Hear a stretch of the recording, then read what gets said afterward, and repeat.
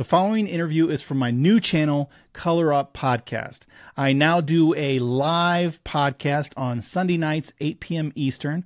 So if you're interested in hearing more in-depth conversation about the game of craps, we have interviews, and we actually take questions from the live audience. If that interests you, please subscribe to my new channel. It's not here hosted on this channel, but on my new channel, Color Up Podcast. So see you over there.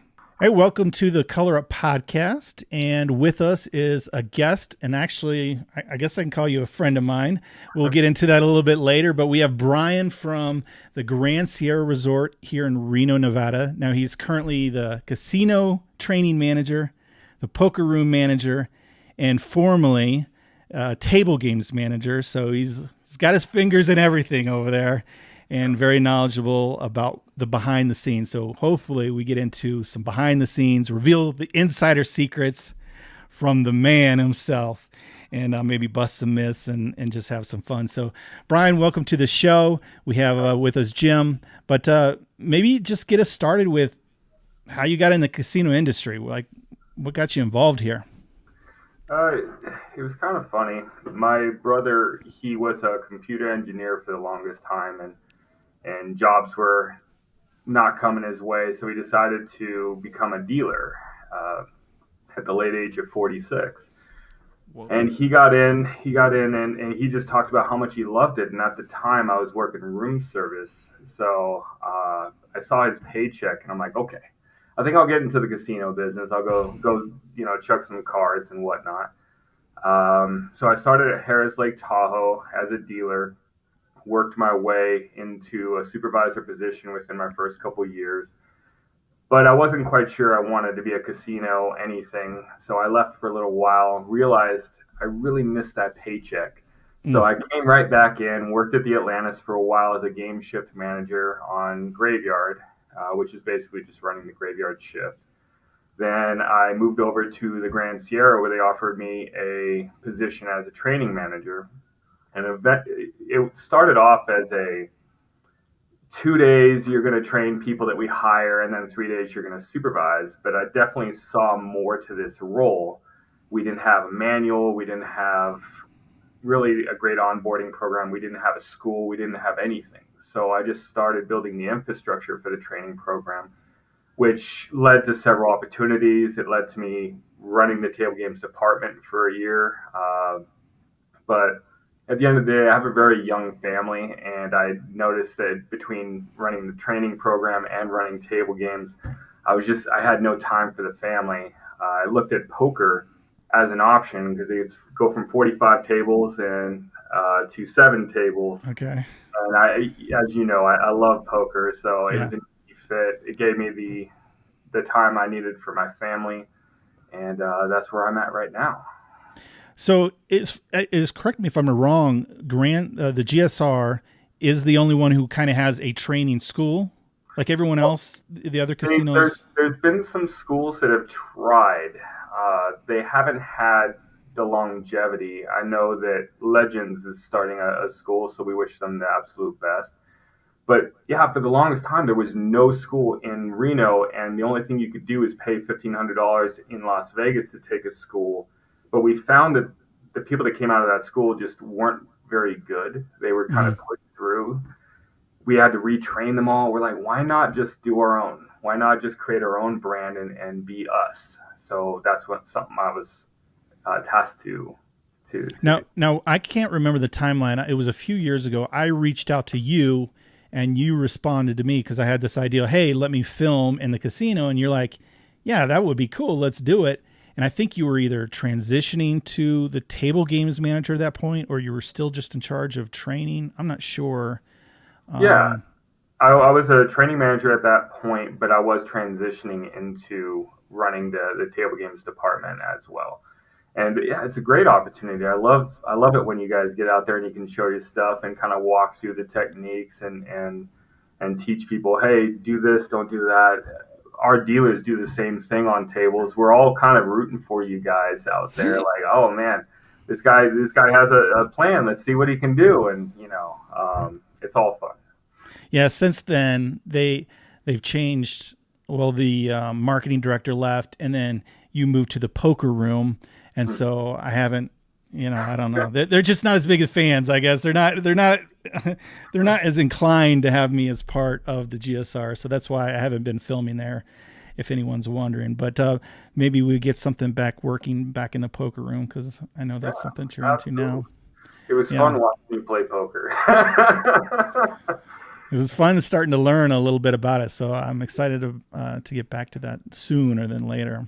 So tell me, when you say you're the training manager, is it just of the table games, or are you doing all the people on the casino floor, like the people taking care of the slot players, or what are you exactly training them in, one specific game at a time, or cross training? Yeah, basically I started just in table games and train them every single game in the casino as far as table games is concerned, right? Okay. And setting up those programs, but training can be so much more, right? You have compliance training, you have financial training, you have guest service training. All these kind of things end up being sat in front of me. Hey, can we develop a program for these things to teach people? And part of my pleasure is I like to develop managers within the company. And if anybody, it doesn't matter if you're a dealer or a supervisor or whatever, if you have the mindset that you want to be a manager someday, or CSM, or general manager, all that kind of stuff, I try to give you the tools to do that, and kind of teach you how I grew up and the mindset you need to have for those things. But they've asked me to kind of look into slots this year. I haven't had time as I took over poker, but that's going to be on my docket for this year. I had to relearn poker in a whole different way, because I've always thought from a player standpoint, and then coming in and then running the room, you're like, wow, there's so much more that you just don't know about, you don't see. And then after that, I'm sure I'll be off to help other departments. Okay. And can I ask a follow-up? When you say you're training the slots, what exactly are you training? Are you talking about payouts and those type of people, or what people are you training? That people work on the machine? Yeah, well, it's procedurally, right? And when a jackpot happens, what do you do? When someone wants to do a new card sign-up, what do you do? The onboarding part of things is really important, and not a lot of companies spend a ton of time training people that get a new job. It's, hey, here's your benefit plan. Okay, go get to work. You're going to stand next to this person for 10 hours, and then you're on your own. And sometimes you don't even get that. Especially when I got here, it started off where I sat next to a supervisor for a day, and they're like, yeah, you got it. And I had my own section the next day, and I'm like, well, there's many questions I have, but sure, I can stand here and kind of learn on the fly. And we're just trying to develop a new way to where you're not just thrown to the wolves. You have systematically, you're going through a process to give you the best step forward. Okay. So my son is actually a dealer for the GSR. So he went through training underneath you, and it was, I don't know, 6 months. It was a long time, 6 months maybe. And then, which he learned all the games except for dice. And then that I guess you require them to be an employee for like a year or something.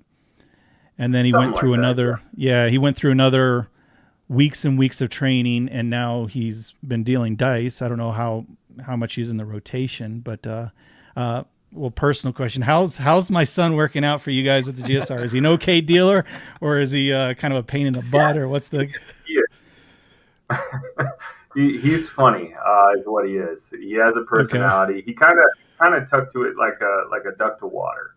It was really easy for him. He understood the terminology, and he got his hands right. And he had the right mind for it, which is helpful. Plus, it doesn't hurt that he has a mathematical mind as well. The only thing I would say, and we're going to tease him until he figures it out, is his math keys on craps. He does all the hard math, and we kept telling him, it's like, there's an easier way to do this, buddy. You don't have to do the hard math. And but he's too analytical, right? Yeah. That's why I recommend him. I'm like, hey, why don't you become a dealer? I think they get paid well, and just go to the GSR. They train you, and and I'm like, you got the I know you're really good at math and stuff, and so yeah, you said you took to it really well. It's a great opportunity for anyone watching that has kids in college. It's a great opportunity because you can pretty much work 3 days and get paid for a full-time schedule. Wow. And that's something that you don't get a lot of out there. I mean, you work at McDonald's, you get your $15 an hour or whatever, but this is a trade that you can either make a career or we can use as a stepping stone to whatever you eventually want to be. But having money in your pocket can't hurt you. Just to follow up, and I'm not sure if we're jumping the gun here a little bit, Jim, because I know this is a little bit later, but when we do talk about dealers, I get a lot of people, tipping's always a conversation, and I'm always like, generally dealers are minimum wage, a little bit above. They really rely on your tips, whether you like it or not. Maybe the GSR should pay them all a livable wage or whatever, but that's just not how the industry is. They're service workers and they rely on tips. Now, when I say that is the truth, right? Or am I off there? Or is it how do dealers kind of make their income and rely on tips versus, or what are your thoughts on that as far as industry versus? Well, I think I don't want to get you in trouble, but that's okay. I think America's made a stand that they want you to have tip salaries, where other countries have decided they will put it into the wages. Until America decides it's going to be different, we're going to go to that tune. The dealers, they do live off of their tips for sure. It's a good trade-off, though, I would say, because it gives them, if they didn't, then I would imagine guest service would go down, right? It would just, there would be no reason to go above and beyond and help out. I just have to show up and I'm here. So having those exchanges, sometimes it's great for us because it's okay. They have incentive to be better, right? Mm-hmm. There's other things that we do to motivate, and I can go further into that, but tipping is just an exchange of thank you for the hand, thank you for treating me like a human. Thank you for showing me this game. Glad we had fun together. That's usually the exchange we're looking for. Now, I guess we could jump to we're talking table games. I know you said you spent a year in charge of the table games. Yeah.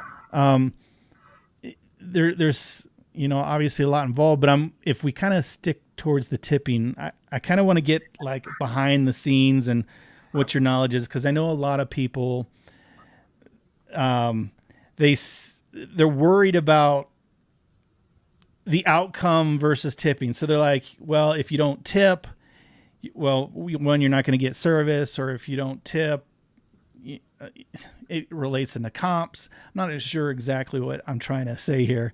I know what you're saying. Yeah, I've heard it before. So, there's one thing I'll express is dealers have no more control over the dice or the cards or the roulette ball than you do, right? We have procedures in place. Take the top card off the deck, give it to the first player, and so on and so forth. The dice, we hand them off to you guys. You guys control them. Throw the dice to the end of the table. We have no control over that, right? And I can tell you that I have a wonderful team that they really do get excited when people come and join them and play, and they want to teach, and it's fun, right? But yeah, there is a back and forth, right? They can't survive. Casinos wouldn't even be open if it wasn't a tipping industry, right? That's what drives people in.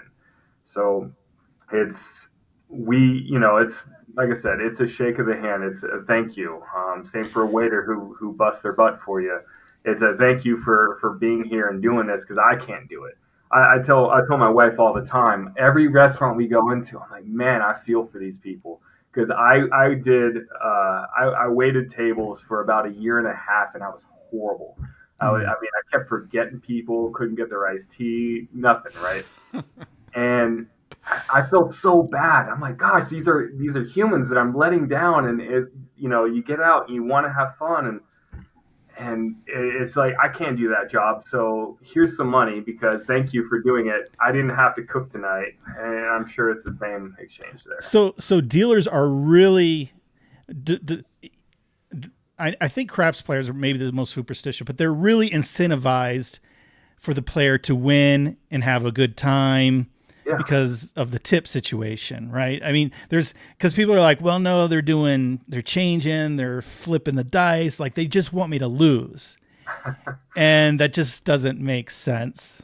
No, it makes no sense because people who are winning more typically tip more, has been my personal experience at the table. And everybody in that social aspect of the craps, everybody's happy, everybody's having a good time when they're winning. So yeah, I don't think it's that way. I think that every dealer, and this is my opinion as a player, I think every dealer wants the players to win. They want them to be successful. They want to see, okay, this period of time, the rebel forces win for a few minutes at the craps table, and they are able to share their wealth and appreciation. The other thing I was going to say as a player with tipping is, Brian, I think as we go along, it's a little different than the restaurant industry. I'm not expecting like, hey, my iced tea right now, that type of thing. I'm tipping as I go along. I think there's, again, with Jeremy, with superstition, people are superstitious. And this is like entertainment money that we're coming there with. It's not like we're feeding our family or you're taking your girl out to dinner kind of thing. So I think the vibe is this, hey, we're all in this thing together, and the dealer's joking around with the players. It creates a good positive experience, that type of thing. So my thing might be a little bit different than some of the other people here. But then again, I don't have a kid working for a casino either. Right. And the other thing, as you were saying that, I was thinking about is just, it's also gratitude for the amount of skill it takes to be a dealer. Yes. It takes years and years and years to perfect dealing. And, growing from school to, 10 years down the road, that's a lot of hands and a lot of training and a lot of just so you don't have to think about it. Right. And it's funny that when we talk about dice dealers and things, it's like it takes 2-3 years after you get out of school before you start being okay at it. Wow. Let alone good at it. Yeah. Just okay. Like you can handle most of the action, maybe not the high level action, but you can handle most of the action. And that's dedication to the craft. And most craft dealers absolutely love it. Right. And they love playing with you. They love being up and all that kind of stuff. It's just, it's part of the joy of being a dealer for sure. What are the worst tippers as far as segments? Slot players, craps players, blackjack players. I've heard rumor, but I want to hear it from you. Is there a difference?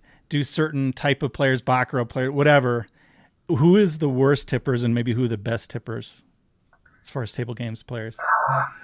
It's hard to categorize because I don't want to put everybody in one box. Okay. Typically, the games with the lowest house advantage, or the house edge, or whatever we want to call it, those are the ones with the lower tipping pool, right? The ones that are where you have the big payouts and all that kind of stuff. That's usually where your better tippers might be. So because we're thinking we're doing this professionally. We got a low house edge. We don't want to tip and cut into our winning. We're really trying to make a living at this, right? They're milking it as long as they can to get their little, to get the dollar here, dollar there, and those games typically, right? It's a grind. Interesting. But the more exciting games are usually the better ones. Interesting. Okay, so if dealers are incentivized to provide good service and help you win, they'd love for you to win and have a good time. As we go up the scale to management, you're in charge of these guys. You're in charge of making sure you're profitable. Mm-hmm.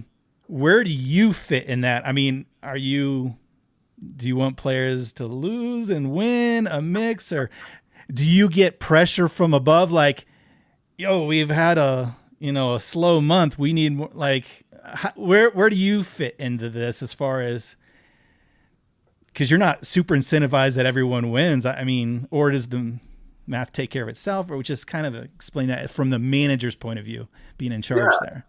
Honestly, I'm a mathematical guy, right?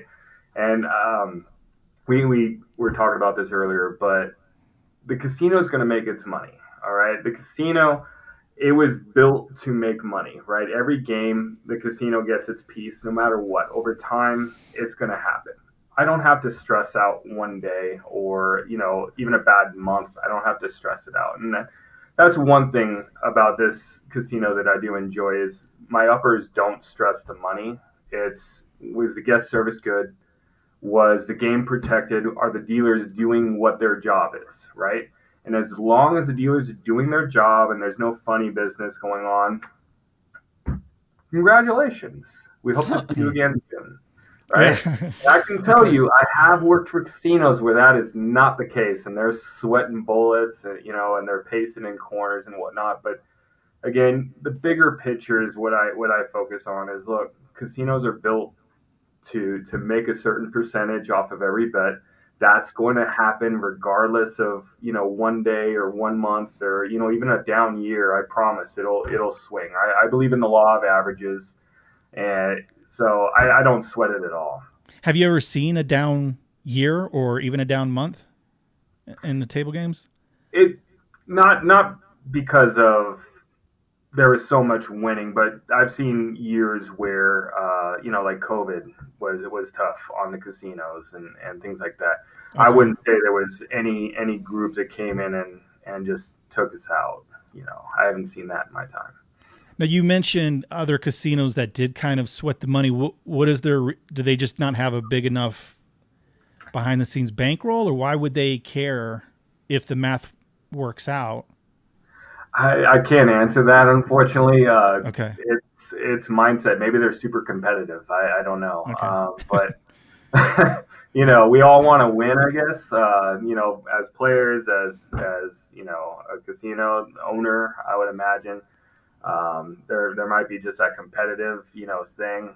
But honestly, at the end of the day, I think everybody knows what the score is.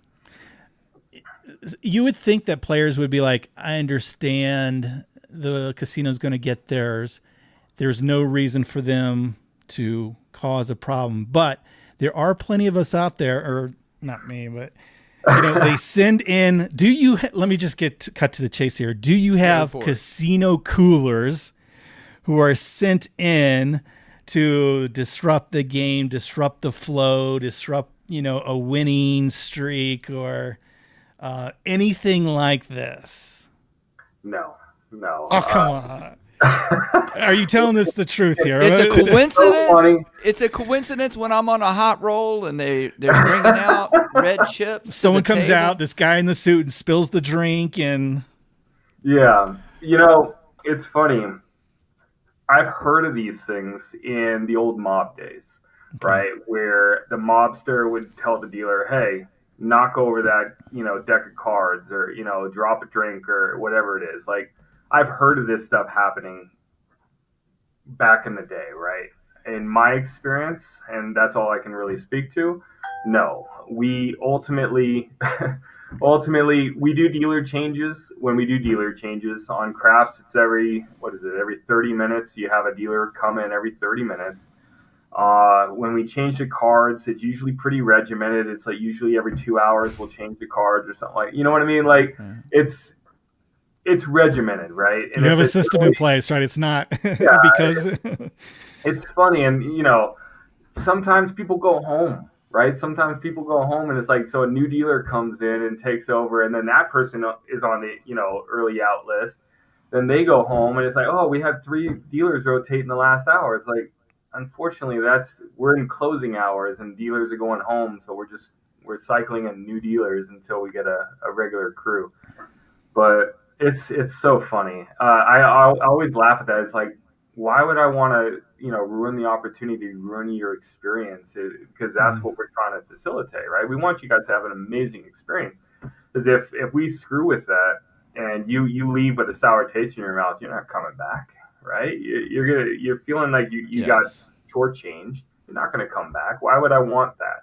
I want you to tell your friends, man, I made all this money here. I had a great time. The roll wasn't fantastic because you'll bring your friends and you guys might have a better experience or more experiences here. And that's the big part of it. A lot of our audience it's primarily dice players, so I do want to ask some specific questions in this category, Jim. I know what's coming. Well, we'll start off easy. Okay. Speaking of good experience, what it's like probably the biggest win or, streak, or, a guy came on a weekend or a big roller and, had a big one. What have you seen at the dice table? Oh, I mean, I've seen people go on multi-$100,000 runs over weeks and weeks and weeks. And, it's fantastic that they have such a run, but it doesn't live forever, right? And that's kind of the thing, right? We're talking about the law of averages. It doesn't live forever. So enjoy it when it's there.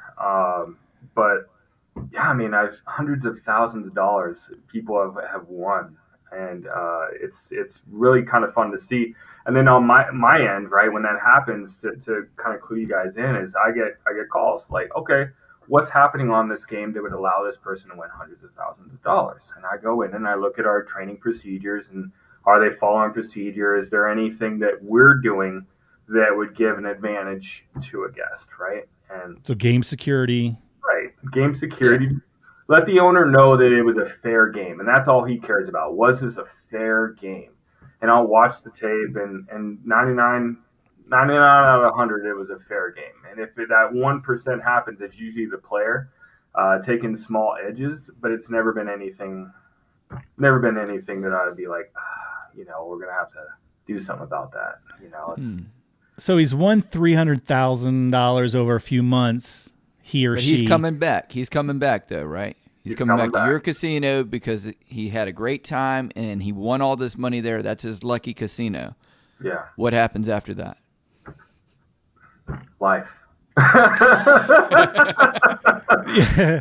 You mean he goes on a bad streak and loses $300,000 in one night, or is it he just slowly bleeds it back over the next 2 years? Or law of averages, right? Like, we're going to hold a percentage. The more, the longer you play, that percentage takes hold, right? So that's the nature of the beast, right? Okay. I don't look at their bank accounts. I have no idea if they give it all back or a portion of it back or whatever it is. They could be very profitable for a couple of years or whatever it is. I don't look beyond the today, and sometimes I'll look at the month and say, okay, what's going on? But really my focus is, are we doing a fair game, right? Is this a clean above board game? So if they hung on to some money, good for them, but yeah.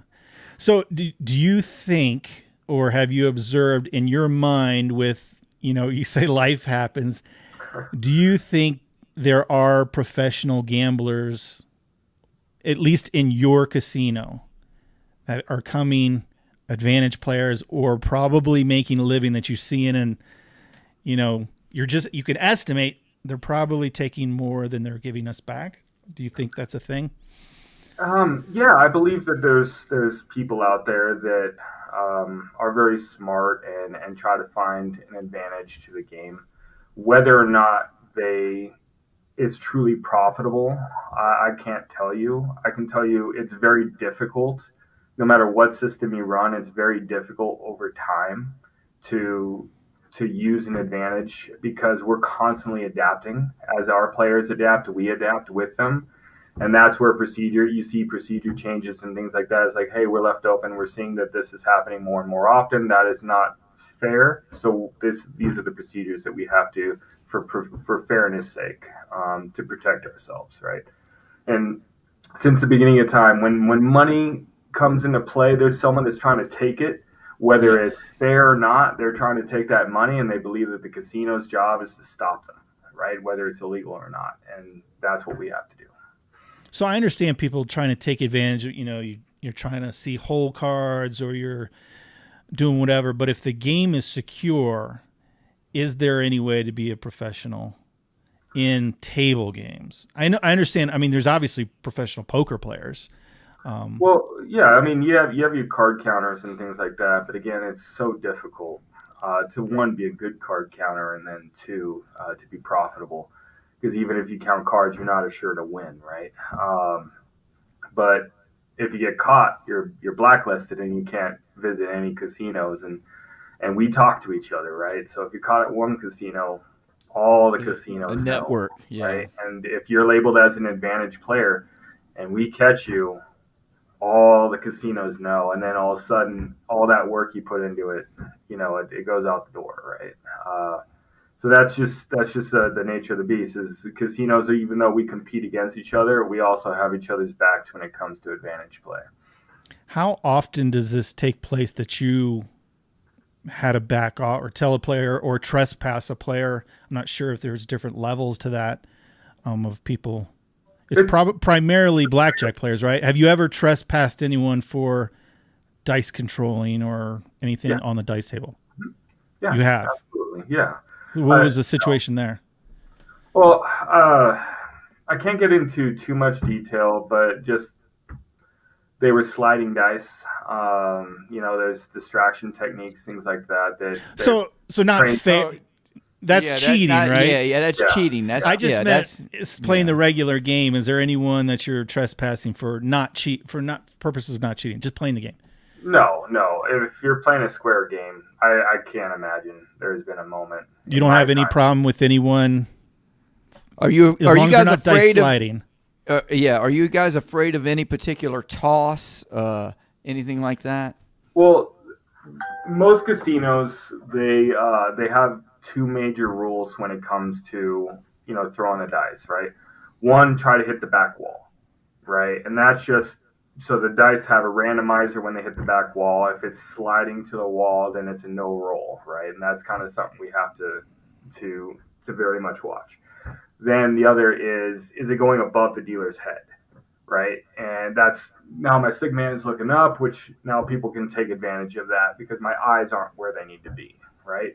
But if you keep them below my eye level, then it's a good roll, right? So back of the table, below the dealer's nose, okay? When you short roll, again, people can take advantage. They get very, very good. I've seen many a film on people throwing techniques and things like that. And you can get very good, even with one dice tumbling, you can get very accurate. So we have to watch for that stuff. And that's why we coach our guests, like, please make sure you hit the back ball. Please make sure you do this. That way, there's no way we can accuse you of advantage play. Does that make sense? Mm-hmm. So one short roll would not necessarily qualify you as trying to be an advantage player. No. You're talking about somebody's consistently doing it over a session, that type of thing. Yeah, right. We give everybody a chance, right? Like, it's not meant to be fire and brimstone. It's like, hey, if you could please, right? And we might give you more than one chance. Just please. But at a certain point, we make a business decision. Okay. So as long as they're not cheating, you've never trespassed a dice controller, and you don't have any problem with dice controllers or setters or anything like that. If you're talking about the ones that they set the dice and then they rub their hand and they take a smoke break and then they come back and they start high-fiving each other and then they pick up the dice and throw them. Yeah, I have a problem with those. But if you square your dice up and you want a certain number on top and that you want to get your hand right, whatever.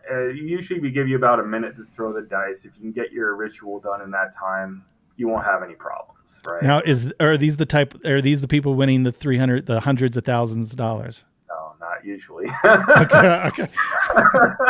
Okay. I don't mean to pick on. Okay, so blackjack people. I mean, how often are you seeing like a professional or an advantage player coming in and you're like, hey, we see him on film, or hey, I guess your dealers are counters as well as security. So how often is this happening? Like once a month? You're like, we got to get this guy out of here. Or is it like once a year? Like how often are people still in there trying to, win at, I can't give you times, but I can say fairly regularly we have people that come in and try this. Yeah. It's pretty consistent across all casinos. Like I said, where there's money, there's going to be people trying to get it. Right? Yeah, makes sense. Our job is to make sure that the game is as fair as possible. Can I ask you a question? And this is more casino related, and I know it would never happen at GSR. But have you heard of people like taking people in the back and putting their head in a vice, that type of thing, or is that more old Vegas style? That's more Will Ferrell Okay. than anything, but no, it doesn't have. I mean, like I said, mob days, absolutely, Okay. but nowadays, no. Modern era, no. Okay. Yeah. Speaking Had of, to ask. we did a news story a few weeks ago that this lady, we thought it was a man. It turned out it was a lady, actually jumped on the dice table and was just like throwing chips. In your time working, what's kind of like the craziest or kind of funniest thing you've kind of encountered? You know, the extra inebriated person or whatever the situation is. What kind of? I'm sure you've had some stories, right? Yeah, but I don't want to embarrass anybody, especially Okay. if it's so frequent here. So unfortunately, I won't be able to answer that one. Okay. So some a regular may have funny had stuff, a funny story. Okay. Yeah. Reno's kind of a transitional town. I guess you have a lot of. Well, I don't know. I'm just assuming that you have a good percentage of locals or regulars, and then you have the out of towners that come in. Maybe more so even than the other casinos in town. How does that dynamic work as far as regulars and then outsiders who are coming in? In what capacity? Sorry. Well, as far as how you treat them or how they are on the games, what you have to do kind of different for them.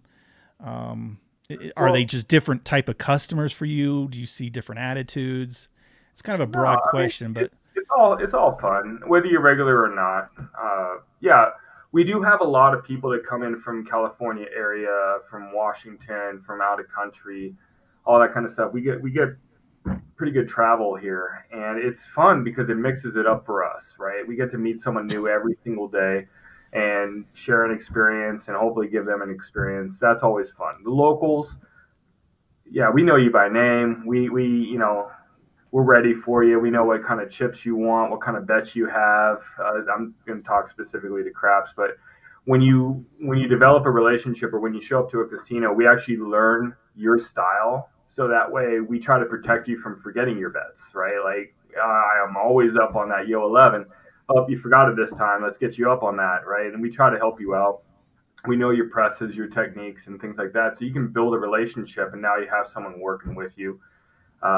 So locals, we love them. We love them to death. Want them here every day, but they're usually Monday through Fridays, and then Saturdays and Sundays. It's our out-of-towners that come in and have a good time. They're the party animals, and we have a good time messing it up with them. And the beautiful thing about casinos is every single day you walk in, it's going to be different. You never know.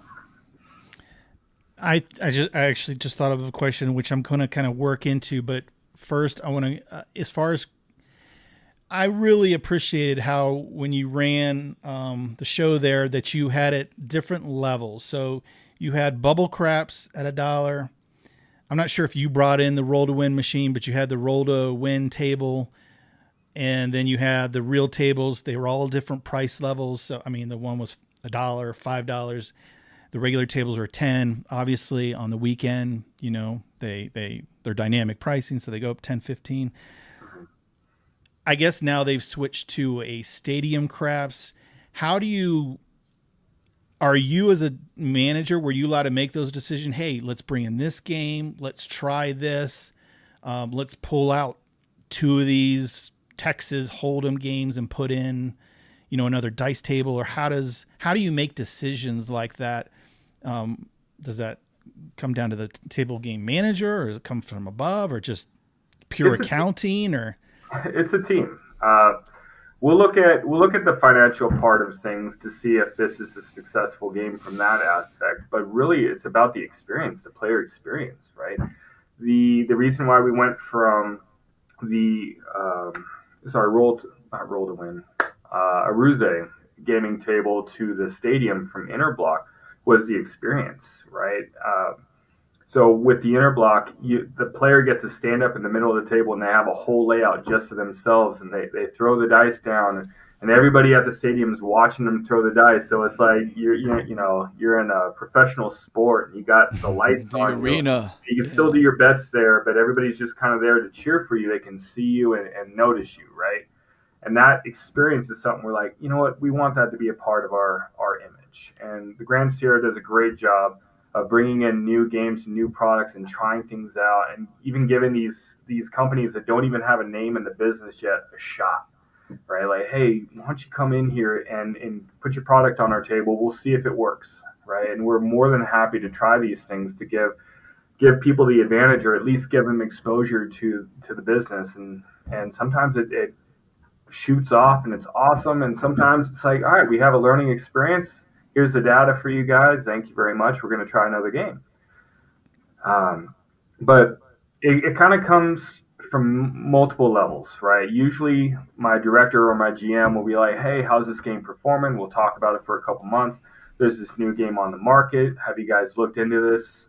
Is this something that we think our players would enjoy? If yes, then we go and start negotiating and seeing if we can bring that in, and we'll give it a trial, and if it works, it's awesome, and if it doesn't, we just move on. No, just thank you for your time. And yeah, I'm not currently sure what's on the tables, the dice tables now, but I know I've seen the repeater, the all tall small in the past. I'm not sure if you've had the fire, but those are things you just bring in, try out, and yeah, our guests love side bets. It's incredible, and we offer quite a few. So everybody has their maker's choice, so to speak. Right now, we're doing the all tall small on our felt games, and then we have the interblock game, and we still have our bubble craps, and we're looking at building the stadium presence as well. Might have a new stadium for roulette. Might have a new stadium for blackjack and baccarat. I mean, with it, our dealer functioned. Dealer dealt games, but it's still electronic. It's kind of a fun hybrid, but I feel the dealers are important because they bring the juice, right? They bring the noise and like get people amped up and let's play, let's get rowdy, let's have some fun. And you just can't get that from a slot machine. But that's a whole different conversation about psychology. Table minimums. How do you guys go decide we're $10? 5 people walked up, and now I think you guys, I don't know that I've ever seen a $50 table, but it's a holiday weekend, and there's 2 tables at 25 now. How do you guys decide that, or how does that play in? Or it's 2-pronged, right? Usually what we try to do is when your tables are full, that means no players can get on them, correct? Right. And that's an experience that people don't like. It's you didn't have enough this, you didn't have enough that. So if we made every single table $5, the players on it would be very happy, but then everybody standing behind them would be like, I'll play at 10, I'll play at 15, I just want to play, right? So the busier it gets, the prices rise to make sure that there's usually one seat available somewhere, right? And that's kind of what we do is like we look at it. Carnival games will pretty much be fixed, right? On weekends, they're about $10, $5 to $10, depending. On blackjack, it can be 10 to 15, depending, right? It just, how busy are we? When it's really busy, New Year's Eve, and people are here, it can be as high as 25. But again, it's you're here, and we want available seating for everybody, and that's usually. We don't want everybody to be walking around because we put it way too low. There's kind of like an experience part of it. Now, obviously, the more you put on there, the more profitable it is for the casino. I won't shy away from that, but there's other things that are at play as well. Hey, can I ask a question? And it kind of goes back to this a little bit, and I just thought of it.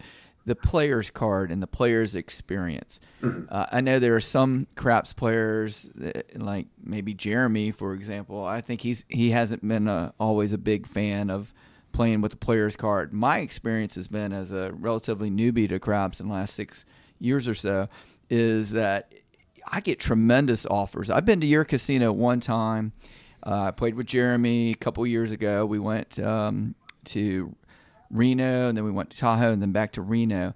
And I've got incredible offers from you guys. When we ate, the food was there. I truly believe out of the casinos that are there that it was a flagship.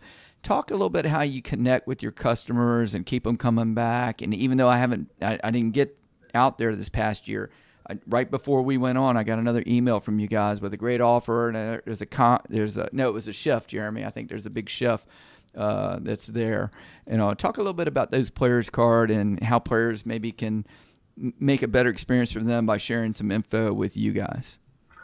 Yeah, sure. The Infinity Rewards program that we run is really, it helps us in the fact that we can see what your favorite things are, what restaurants you go to, what games you play on. Do we have enough of that offering? Those kind of things. Like we get information that ultimately we use to create a better experience. On your side, it's kind of something for nothing. We don't give you phone calls, but we ask for a phone number that has an identifier. Call it like your identification number, so to speak. And then we have an email address in case you want to get promotions. That's kind of where we might send, and of course, everything you can opt out of, but that's where we might send your, free room offers, or, hey, there's 25 off the buffet, or we have concert tickets, or whatever it is, right? Mm-hmm. The more you play with us, the more you can earn. And that's the important thing is if we're talking about you want to make extra money off the casino, or you play enough and you have a theory and you get rewarded for your play. If you're playing in slots, for every dollar you put in, you get 1 point, right? And those points can add up to whatever you need, right? Up to rooms, you can comp meals, spa treatments, anything, right? And then in table games, it's how much you bet and how long you play, and they do theoretical points, so to speak. Mm-hmm. It all puts you into a grade. And in poker, for every hour you play, you get $2 in comps, and those comps again can be used for food, or if you play 8-hour day, you basically comped your meal, right? And that's kind of what we give back, and the price of everything in the casino is built into that. So why would you not take advantage of it? Does that make sense? Okay. As far as calculation, so the slot machine's easy. It's all just numbers. It's it's just a counting machine, right? Mm-hmm. But when it comes to dice, I know you said it's time and then like average bet that you got to estimate, but there's players like me who are like, I'm running this system. I'm got 120 on the table, and next minute I got $20 on the table, and we're kind of all around. How do you calculate or estimate those? Because some people are like, I get rated well. Some people are like, I don't get rated, at all, or it's kind of in between. Because there isn't, it's not a machine. How do you guys do the best you can as far as estimating for comps? Yeah, there's definitely a human element when it comes to table games. Well, speaking on craps, usually whatever you have bet by your third roll, that's what your average is. Just for anyone out there. We do, in this casino, we take your odds as average, which is not normal. Wow, that's huge for a player like me. Yeah, that's totally, every place I've gone to says, oh, they don't count the odds towards your play, but you guys actually do. Yep, you bet it. So we'll do that. But yeah, up to your third roll. And then because, obviously in craps, people are going to press and press and press and press and press. But theoretically, if you weren't on that roll, this is what you would be, right? And we'll update it. If for a while there you're like, oh, yeah, my average is here, we'll be like, yeah, you're right. And we'll go there, right? And we have calculations in our system where we can put in an average here, and maybe you get to here, so maybe you're 100 here, and then you get to 500 on average. And the program will say, well, how long were they at 100? How long were they at 500? There's your average, right? It'll mathematically find the median. And Brian, how about as a player, who should I talk to about that? I know we have the box man, we have the two dealers, and there's usually like somebody who's kind of roving, and they'll come in and they'll put the numbers into the box. Is that the person we need to talk to, or should we mention it to the dealer and then the dealer will mention it to the appropriate people? What's the process for a player like me? What should I do?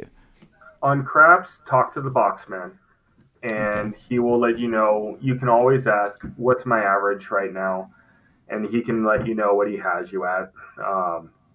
And that's one way. The other way is at the end of your trip, you can also talk to VIP and have a conversation with them, especially when you're talking about comps. You say, hey, this is what I was doing out there, and they can make adjustments as well based on what they see. Okay. So there's two ways, but typically I start with the person in front of me, whoever's the supervisor in front of me, right? Okay. That's the person I'm going to talk to. The old story goes, the trick is buying for $5,000, even though I only have intentions of playing at $500. Is there anything to a buy-in amount? Nope, nothing other than IRS. So we get that a lot, where you buy in for $5,000 and then you play for $100. Well, you're getting tracked on what was your average bet and how long did you play. All that other stuff is superfluous. So there's nothing we can do to kind of game the system. No, we can see it too. Like we can see how much you bought in and how much you cashed out. So we know the offset. It's pretty apparent. Is people pocket chips and stuff like that? I guess you guys are trained to keep track of like bigger chips, black chips, and that sort of thing. That's completely legal to do that, right? Absolutely. I don't have to cash in, but how do you you do keep an eye on that, and how does that play into it? Because if, like I said, you bought them for $5,000, I'm only playing for $200, and then when I color up, I only gave you $1,000, so I'm trying to tell you, hey, I lost $4,000 here for better comps. Yeah. How do you guys see that or judge that? At the end of the day, you bought in for a certain amount. We had a certain amount of chips in front of us. Whatever the offset is what you took, right? And that's we have this down to a science. So even if you have 18 players, we know what you bought in, we know what you took. We can look at our tray and get pretty close. Within $25, we can get pretty dang close to what you're having. Wow, yeah. That's incredible. That's pretty impressive, actually. I didn't know it was that specific. Yeah. I know we've been talking about a lot about dice and stuff because we're dice players, but you are now the poker room manager, and you helped me get my start in poker. You gave me some tips. You gave me a book, and I know you're passionate about the game. Yeah. So you decided to make that move for family purposes, but how has that transition been from table games to now poker room? It's been something else. I definitely had the hubris believing that the things that work in table games can still work in poker. And to an extent, sure, but it's a whole different beast. It's a whole different psychology. There's a difference between the players on day shift and a difference between the players on swing. And what everybody wants is different. The promotions we throw need to be able to make different groups excited, and you really have to. It's a lot of labor of love, right, to get people to come to the room. And you played in our room. It's one of those ones where personally I feel that hasn't had enough exposure for several years. And when I came in, I came in knowing this is what we need to do. We need to get new tables. We need to get new chairs. We need to get, charging cords for the players. We need to have better promotions, and we need to work on that experience, right? When a guest walks in the door, they should be welcome. Hey, welcome to the poker room. And when they leave, it's like, thank you so much for playing. Because I walk around town and they're relatively indifferent about whether we walk in or walk out of the room. And it's like, that's not the experience I want. I want you guys to feel like welcome. We only have 7 tables. I'm sure we can give you some great guest service and, really care about your experience, because at the end of the day, you're by yourself in the poker and you're playing everybody else. We can't root for them. That's got to be a different vibe. It has to be a different vibe running a poker room versus a craps table. Craps table, we're all united. We're all on the same team. And then as far as your training and the people too, because I imagine there's a lot of personalities and I'm a non-poker player. How does the casino, I know they probably have a buy-in or whatever, but typically if I'm winning, somebody else is losing, correct? Yeah. In poker. Yeah, so absolutely. How does the model work around the poker table like that? Does the casino does everybody have to tip the dealer, or is there a fee built in on that, or how does that work? Well, the poker room functions off a rake, and that means a percentage of the pot will go to the house for having the game open, the lights on, and the dealer to deal the game. Okay, I didn't know that. Yeah, that's all it is for poker is, hey, a percentage of the pot. Now we cap it, right? So we cap ours at $5, or it's 10% of the pot up to $5, right? And that's the most we'll take, no matter if it's $1,000 pot or $50 pot, right? Wow. That's how the casino keeps its lights on, right? It really is more about the player experience, right? And again, you sit down at a table, it's you against 9 other players or 8 other players, depending on the type of game, and it is different because in table games we can root for you openly and we're like, yeah, that was awesome. But in poker, even if you made a good play, the dealer's got to be like, all right, next hand. We can't even talk about it. We can't even do that, because then other players will feel like, oh, they're in on it together. Collusion, yeah, and that's not what we're trying to do. But we can, like I said, we can welcome you to our table. We can say thank you for playing and be genuine.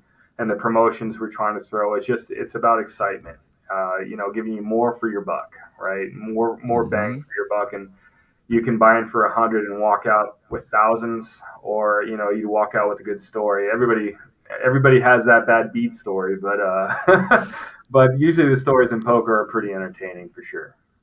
So the table game players and poker players, I assume they're very different animal type person. How in the poker room, how do you approach that environment and keeping them happy versus the table game? Because it seems like out there it's pretty easy, just have a good time. The dealer's having fun with them, like you said, they're cheering with them, rooting for them. In the poker, it's usually more somber.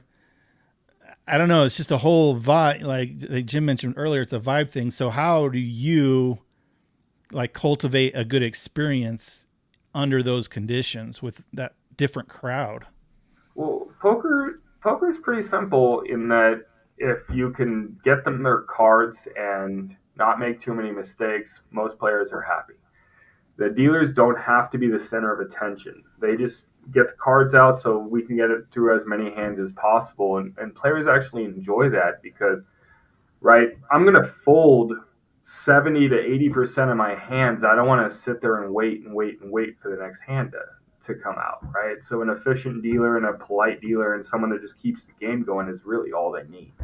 They kind of entertain themselves. They have movies on their phones and, music that they listen to. They got their favorite sports up, or, that's incredible that you guys allow them to do that. I had no idea, because if I pull a phone out at a craps table anywhere across the country, put that phone away, he's got an earbud in or whatever. But you let them have their phones and everything out, huh? Yeah, as long as it's not distracting from the game. Like if you're so focused on your movie that you forget that it's your turn, and we're like, hey, come on, let's go. Right. Then we might make you put it in your pocket. But yeah, it's you're not against the house, right? You're against other players. So you're only distracting you're only it's your time, right? Okay. So what is the difference between the table game and the poker room where the phone's allowed and the phone's not allowed? How is the security any different why are you allowed in the poker but not at the blackjack table? Because again, you're not playing against the house. A person on their phone at a blackjack table could be receiving a call. Hey, I saw the dealer's exposed card. This is what it is. This is how you should be playing. Those kind of conversations can happen on live games. Where in poker, you're just playing against other players, and it's not against the house. So, you can pretty much do what you will. So yeah, basically, he's saying, hey, if you can't use the technology where you can cheat against the house, but you can use the technology and watch a movie, entertain yourself. But I don't see how you can in a poker room, use the technology to give you to an advantage. Right? Yeah, that's what I'm saying. I don't understand the advantage. Maybe that's it. Again, you're sitting next to other players, and if you're on your phone saying, "Oh, he has this hand," then you're like, "Cool," then something's up, right? The only caveat, if you play in a tournament, typically you can't have your cell phone in a tournament because, again, at that point it's a timed event. We don't want things to be slowed down, and we don't want anyone to have a different advantage over anybody else. And that it's more regulated when it comes to tournaments. But cash games, as long as you're not distracted, you're good. And as a novice, just watching it on TV, how long do you let them decide to stare and look at the person, and and they're got their shades on and they're trying not to with their tail? How long do you let them, stare them down and all that stuff and mess with the chips? Usually, it depends on the table. The players at the table can call time if they're in the hand. They can call time and say, okay, you need to make a decision, and then from that point you have 1 minute runoff time to make a decision. But I mean, 3-4 minutes. It can sometimes that long. Okay. Sometimes you just really need to go into the tank and figure out what's going on and what's ahead of you and how do you want to handle it. Wow, that's probably one reason why I would never play poker, because I like the action of the table. Let's get the dice moving. From my experience, it's very rare that it's just a very critical decision on a big pot or something like that happens. But normally the table does do a pretty good job of policing itself, and like if you're taking too long, the other players will be like, they kind of get on to the one guy or whatever. Okay. Yeah, a little peer pressure. Yeah, a little peer pressure. And also, it depends on the game, right? If we're talking 3-6 limit, there is no wait time. It's just call fold, and that's how that game runs. When you're 1-2, there's a little bit of thinking, but still, it's pretty fast. When you start to get to those 5-10, 10-20s, those kind of ranges, that's where they should be thinking more, because they're playing for thousands of dollars, right? Tens of thousands sometimes. What is your vision for the poker room? How do you take it from where it's at to moving it forward to becoming, the room in town, or, I don't know what goals you have for it, but, it's always better to have excitement and more people in there, right? Yeah. What do you see there at the GSR, and what you want to do or accomplish or trying to do, or? Well, that's a great question, and honestly, my brother and I, Ken, who got me into casino business, we used to play poker together, and that's actually how we connected. He was my oldest brother. I'm the youngest of 7, and we connected over poker. And he passed a couple years ago, and we still have that connection through poker. And I brought. When I took over the room, it was kind of personal for me, because I just want the room to be like poker player friendly. Just come in and have a good time. They make money off the rake. That's how the casinos run, and it doesn't really matter. It's like, are you having fun? Are the promotions engaging? Do you feel like you can win more money? And we're building it to where it's like, yeah, you may have this $20 hand, but you can still get paid $500 or $2,000 for that hand, because it's a bonus hand, right? We just like tell the tale, tell how you were lucky, and how did you play that hand, and we just enjoy talking poker in the room. You can come in and anytime and say, I would love to start this game, and I'm like, all right, if you can get me 5 players, 6 players, I'll work with you, and we'll get that game started, and just poker at its finest, If it's nothing more than that, I'd be happy. Interesting. Is there any, I want to kind of get to some quick maybe or lighthearted things. Is there a game that you've developed in your mind that needs to be out there on the floor? I've had a couple in my mind, but my full respect goes out to the people that make games. It is not easy. You go through so many different things, not just from gaming, just the mathematics, and then you got to go and you have to sell the game to people, and some people may not get it right away, and it's difficult. And even when you're highly successful, doesn't mean you're going to be profitable. It's very difficult nowadays to create a game and get it up and running and make money off of it. So you're a player sometimes, not at the GSR, I guess, right? It's not allowed. Or yeah. What do you personally play nowadays? Mostly poker. I will play slots, like video poker and Keno, just because when I want to turn my brain off, I've had a long week, sit there with my beer, just click away at the Keno or the video poker, and that's fine. But usually I'll play no limit hold'em. Sometimes I'll play limit if I, again, just want to turn my brain off and see the river. But yeah, it's fun. I love the competitiveness of it. I love walking up to a table and not knowing who any of these people are, and then putting them all in little boxes of this is how I think they are. And I like being right when someone, before they turn over their cards, I'm like, you have this. And it's entertainment at its finest for me.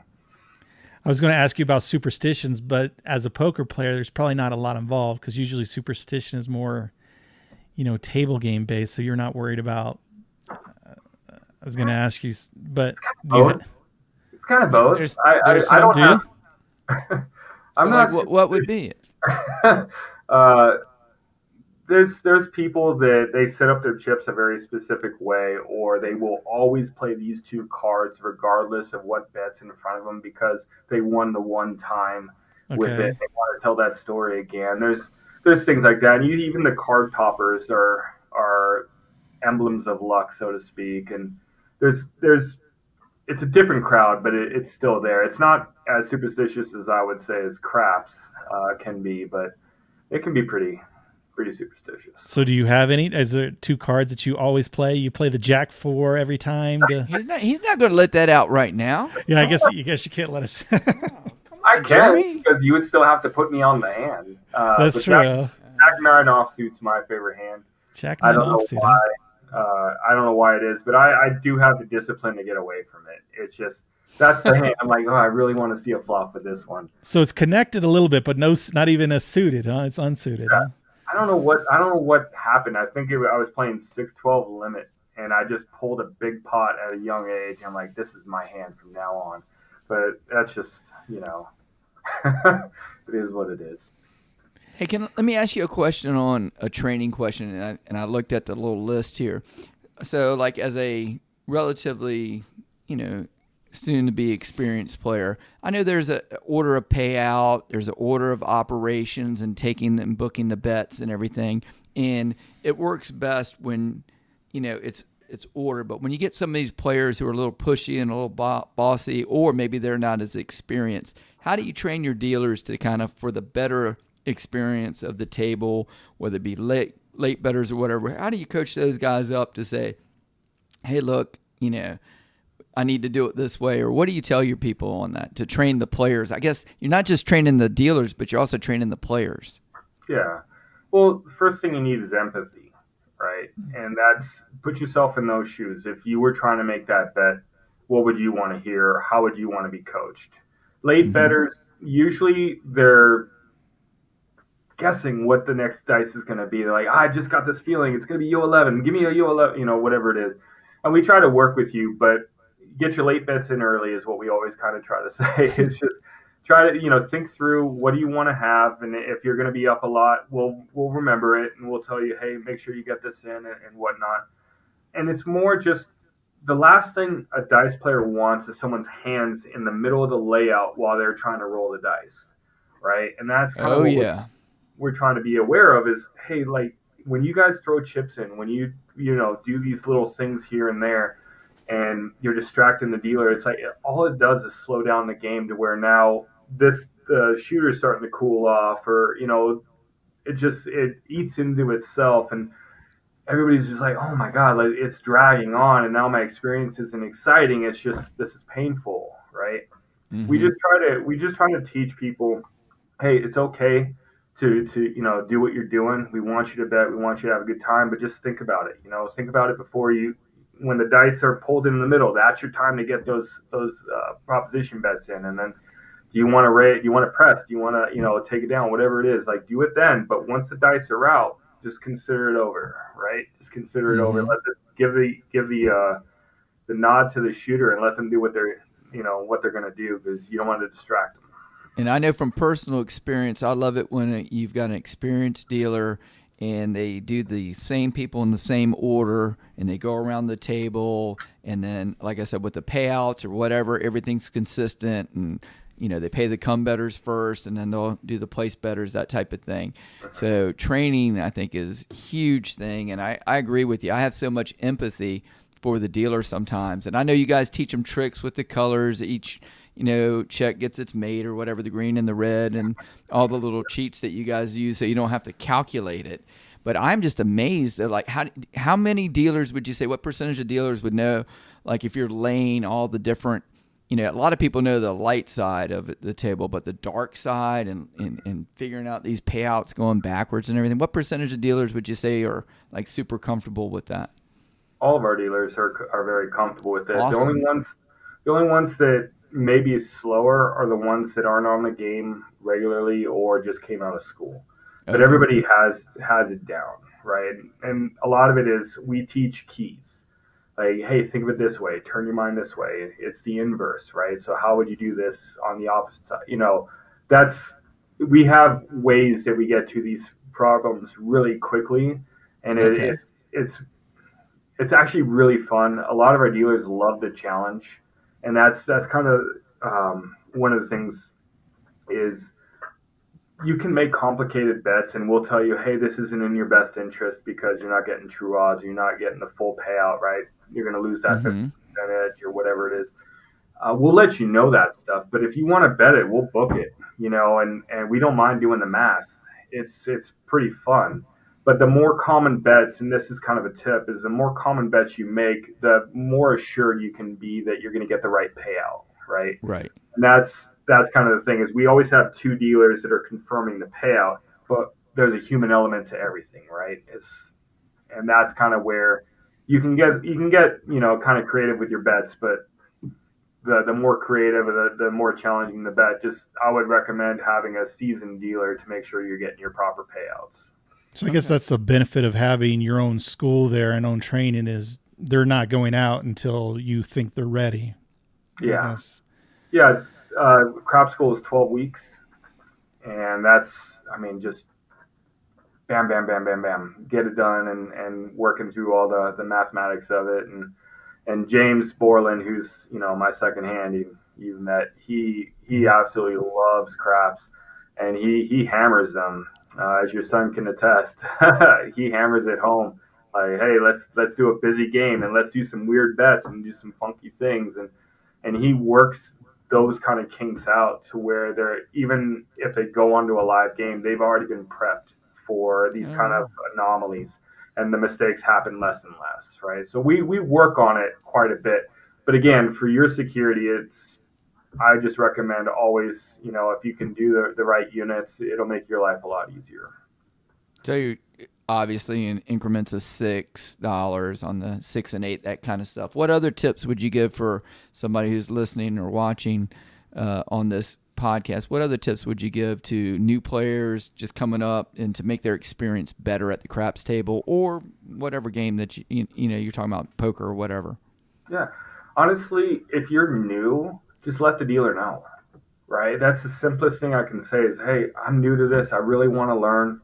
And the dealers are all trained to teach you how to play. And we'll start simple with like pass line and odds. We might talk about place bets when you start getting comfortable with the flow of the game. We don't really distract you with proposition bets because, again, it's the game is to play with the other players. You want to have the place bets and all this kind of stuff.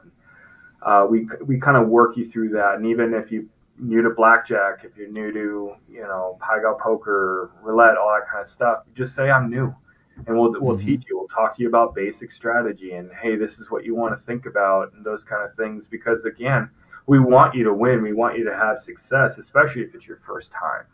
The other thing I would say is if you're going to learn, I recommend day shift or a slower shift, because the dealer will have time to sit down and actually walk you through methodically. You might even have a whole side of the craps table to yourself where they can just sit there and, all right, this is your bet, and this is, how you're going to place your odds, and these are the correct units, and think about this, and these are some strategies, and they'll be able to talk you through. If you come in on the weekend and it's busy, they can give you quick tips, but really their hands are moving, they're trying to get everybody going. Mm-hmm. Well, that's always good. So start off slow time of day, weekday kind of thing, or morning? Morning for most casinos is always going to be the slowest, I'm assuming. Yeah, daytime from 8 a.m. till about 2 p.m. is usually, you'll have plenty of time to talk and kind of learn. And then when it gets to the weekend, you can get there with the big crowds and you already kind of know what you're doing, Ready to right? roll. You can also try the ETGs, the electronic table games. You can sit there and you can tinker away. As you guys alluded to, we have the bubble craps where you can bet $1. You have the interblock craps table where you can bet a $5 minimum, just depending on what you want. And you get to feel the dice and throw everything. Like, it's up to you what you want to do. We have something for everybody so that you can learn and kind of get excited about it. We try to have an offering for everybody. Excellent. Yeah, I guess we can kind of wrap it up there. I just have probably a whole nother list of questions for you. Maybe we'll have you back on. But so those that are coming to the GSR, you mentioned we've got different levels at Dice Game, but what do you like about the GSR, and what can listeners expect when they're visiting you guys as far as the table game experience? What sets you guys apart in the market, you think? Well, there's several things. As a property, I love that we're a one-stop shop, right? You come in on a resort and you don't have to go anywhere else. They have everything there for you, from pools to food to, you can go shopping, you can go to the driving range, you can go to movies, you can go to the theater and watch a show. Like, everything's here. And that's kind of nice, especially for your kids, because you can take them down to the VR arcade, or, there's games and all this kind of stuff, Sensology. Like, there's wonderful things on property that everybody can experience as a family. And that's one of my favorite things about the property. As table games, it's just, we really pride ourselves on being the best trained department. You'll see a lot less errors and more people just really trying to be there for you, like present in the moment, right? And our guest service is like, we're constantly talking about that. How can we step it up? How can we, make their experience better and welcome people in? Because ultimately we want you to come in, have a good time, and whether you win or lose, right? It's, did you have fun, right? And that's all we can offer is, did you have fun, right? Because the other unknowables, it's like, I would love for everybody to walk out, extra $1,000 in their pocket, a couple, whatever it is. I'd love for that. But the one thing we can guarantee is that you have a great time. And bringing it even closer to home for you and your poker room, you got anything, upcoming promotions or anything that we should be aware of that I, should drag myself back out there? And what do you got going on there in the poker room? You should drag back out there, because I've been waiting for you. But yeah. we're doing a promotion where, are you familiar with Splashbots? Yeah. Okay. Splashbot, just a quick describer, is the casino puts money in the middle of the pot that anybody can win if they win the hand, right? And what we're doing is we have select NFL football games that if they score a touchdown or a field goal or a safety, then we'll do a splash pot as a trigger. And it's really fun. So now you're watching your favorite games and there's money in the pot, and you cheer when there's a touchdown because, hey, now there's a splash pot and I have a little bit of extra juice in there. So that's something we're running. And I have some things, some coming soon that we're developing for the end of the year that should be pretty fun. Cool. Awesome. Jim, any final questions for Brian? No, I appreciate you doing this. What do you see next in your career as you move along? Are you going to be poker manager until your kid's out of college? What are your career plans? What's the next step for Brian? Oh, I love staying busy and I love learning new things. I'm not sure what my future holds, and that's part of the excitement. But I'm sure there'll be opportunities that come and that I'll get to learn something new. And excellent. Yeah, we're looking forward to it. All right. Awesome. Well, we really appreciate your time. And if you come to Reno, definitely check out the GSR. I agree with them. Best customer service. And I think a lot of that has to do with the training that Brian provides. So